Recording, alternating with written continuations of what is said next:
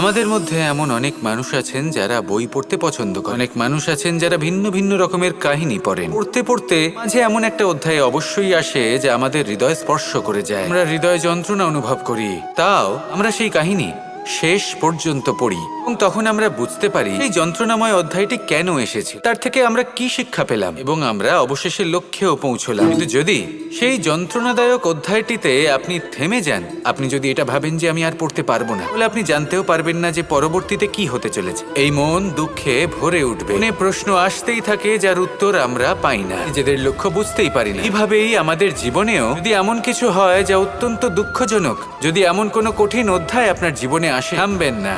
তাহলে আপনার জীবনের কাহিনী একটি যন্ত্রণাদায়ক দুঃখজনক অধ্যায় মাত্র। শেষ পর্যন্ত এই কাহিনীতে টিকে থাকুন, কর্ম করতে থাকুন, বুঝতে পেরে যাবেন এই কঠিন পরিস্থিতি আপনার জীবনে কেন এসেছে। শিক্ষাও লাভ করবেন এবং লক্ষ্য লাভ করবেন।